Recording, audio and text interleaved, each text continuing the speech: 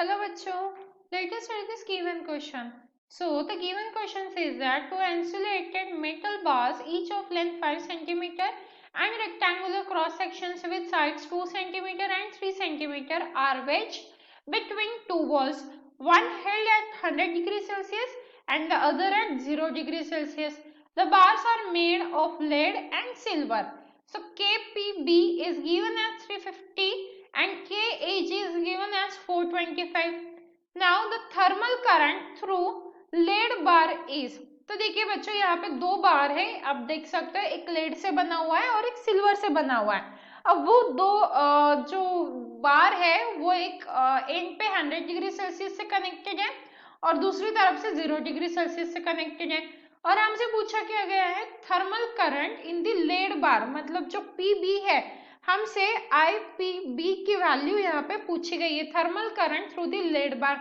अब अगर हम आईपीबी का फॉर्मूला देखें मतलब करंट का, तो उसके लिए क्या होता है IPB is equal to delta T upon thermal resistivity मतलब आरपीबी, ये फॉर्मूला होता है।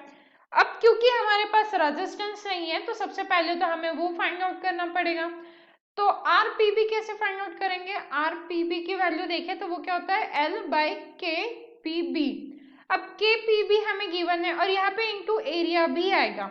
अब अगर एरिया की बात करें तो यहाँ पे देखो 2 सेंटीमीटर एंड 3 सेंटीमीटर हमें गिवन है, तो एरिया हम इजीली कैलकुलेट कर सकते हैं। एरिया इज इक्वल टू क्या हो जाएगा 2 इंटू 3, क्योंकि रेक्टेंगुलर है तो लेंथ इंटू ब्रेथ ही हो जाएगा और क्योंकि सेंटीमीटर सेंटीमीटर है तो यहाँ पे क्या आ जाएगा multiplied with 10 raised to the power -4, तो ये आ जाएगा 6 into 10 raised to the power -4, that means ये आ गया एरिया। ठीक है, अब यहाँ से L की वैल्यू क्या गिवन है हमारे पास, L है देखो लेंथ 5 सेंटीमीटर ये गिवन है, तो यहाँ पे RPB इज इक्वल टू क्या हो जाएगा 5 into 10 raised to the power -2। KPB की वैल्यू गिवन है हमारे पास वो है 350, तो यहाँ पे डाल देंगे 350 इंटू एरिया क्या है 6 into 10 raised to the power -4। अब देखो जब हम इसे कैलकुलेट करेंगे तो आरपीबी इज इक्वल टू क्या आ जाएगा 10 अपॉन 21 इंटू 2, मतलब क्या आ गया 5/21 और ये किलो बाय वैट, राइट।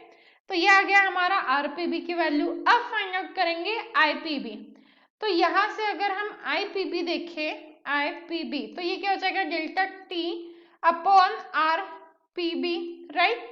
अब डेल्टा टी की वैल्यू क्या आ जाएगी 100 माइनस 0, क्योंकि ये 100 डिग्री सेल्सियस है और ये 0 है, तो ये 100 माइनस 0 आ जाएगा और डिवाइडेड बाय 5/21, राइट।